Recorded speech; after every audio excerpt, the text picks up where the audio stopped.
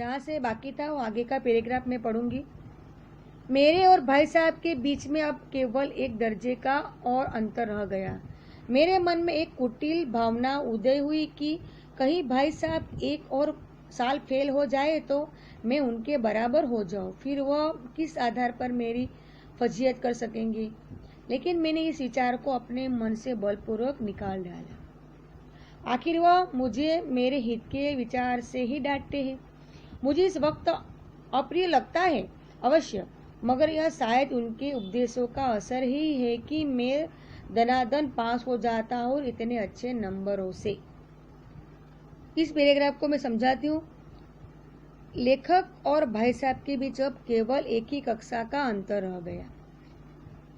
उसके मन में यानी कि लेखक के मन में बुरा विचार आया कि अगर भाई साहब एक साल कक्षा में फेल हो जाए तो दोनों एक ही कक्षा में होंगे। अब तो वो किसी भी आधार पर उन्हें डांट ही नहीं सकते और न उसकी बेइज्जती कर सकते हैं। लेकिन लेखक ने इस बुरे विचार को अपने मन से ही निकाल दिया, क्योंकि लेखक को भी यह पता था कि भाई साहब उसे उसकी ही भलाई के लिए डांटते हैं। उनके बड़े भाई साहब हैं, इसीलिए उस समय उसे जरूर बुरा लगता है जब भाई साहब डांटते हैं।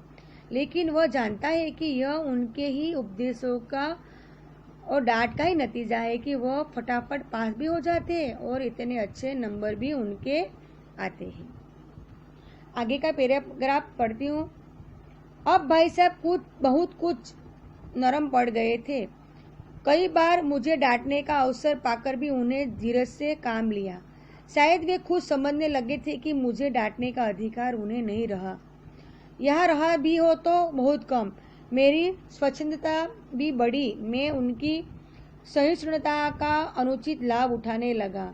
मुझे कुछ ऐसी धारणा हुई कि मैं पास ही हो जाऊंगा, पढ़ूं या ना पढ़ूं।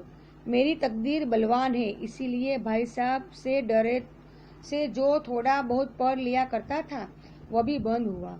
मुझे कनकौवे उड़ाने का नया शौक पैदा हो गया था और अब सारा समय पतंगबाजी ही भेंट होता था। फिर भी मैं भाई साहब का अदब करता था और उसकी नज़र बचाकर कनकौवे उड़ाता था। मांझा देना, कन्ने बांधना, पतंग टूर्नामेंट की तैयारियां आदि समस्याएं सब गुप्त रूप से हल की जाती थी।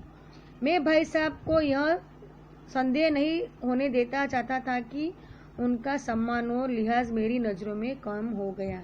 यहाँ तक ही करूँगी। अब इस पैराग्राफ को समझाऊंगी। यहाँ छोटे भाई की परीक्षा के परिणाम के बाद का व्यवहार इस पैराग्राफ में प्रस्तुत किया गया है।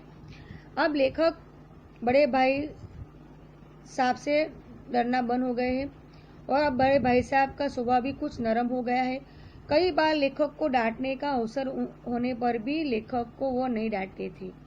शायद उन्हें खुद ही लग रहा था कि अब उनके पास लेखक को डांटने का अधिकार ही नहीं है, और अगर है भी तो बहुत कम।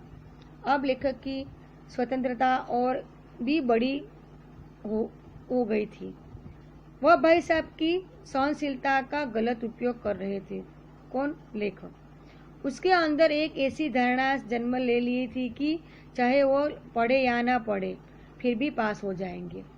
उनकी किस्मत बहुत ही अच्छी है, इसलिए भाई साहब से डर से तो थोड़ा बहुत पढ़ लिया करते थे, वो भी बंद हो गया है।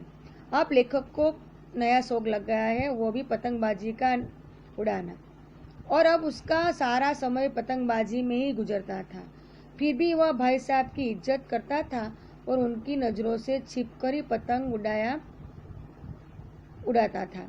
मांझा देना, कन्ने बांधना, पतंग टूर्नामेंट की तैयारी, ये सब काम भाई साहब से छुपकर किया करता था। वह भाई साहब को ये नहीं लगने देता था कि उनका सम्मान और इज्जत उनकी नज़रों में कम हो गई है।